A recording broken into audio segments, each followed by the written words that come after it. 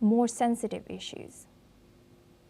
After a few weeks, several weeks of the first phase of the ceasefire, the successful return of the living hostages, and of 26 deceased hostages, the the preparation for phase two of the deal appears to be reaching its boiling point.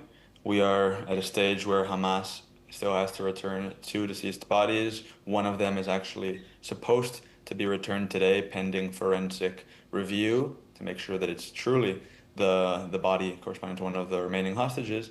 And this means that phase two would be able to begin.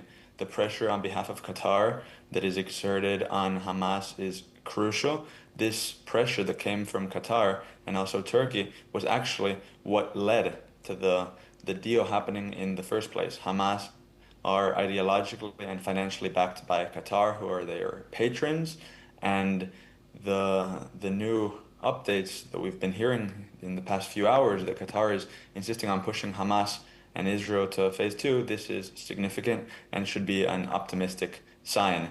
Regarding phase two, this is actually the demilitarization and disarmament of Hamas. I don't believe that Hamas will agree to this without any challenge or pressure, which is why this Qatari demand and pressure is so critical to the success of phase two. We know that the disarmament is what is standing between a temporary ceasefire as it is now and an actual peace.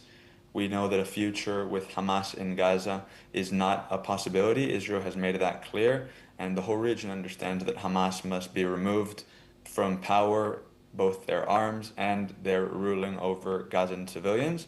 So we believe that with the ISF coming in soon, which has been approved already by the UN, and other plans that are being floated by the US Trump administration, might be a way to force and actually put some military pressure, not just diplomatic pressure on Hamas to leave, because they're not going to willingly disarm, which is what is required for phase two. And we're going to have to Yes. wait and see for the returning bodies of hostages and the pressure being put on. And let's hope for good news and for the continuation of this deal.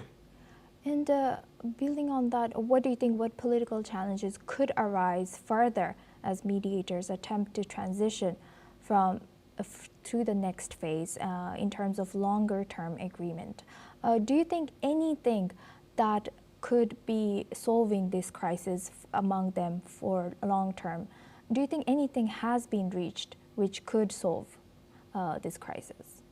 One of the main challenges, as you mentioned, is actually the ISF itself, getting countries to voluntarily send their soldiers to Gaza. Of course, as long as Hamas does not disarm willingly, which is what they should be doing as stipulated by the agreement, many countries are going to have a challenge in sending their soldiers to actually fight and disarm Hamas themselves. That's not what they want to do, and Israel understands that. The only party that ever had an interest in militarily disarming Hamas was Israel. And of course, this is not an option anymore. Israel does not want to go back to war.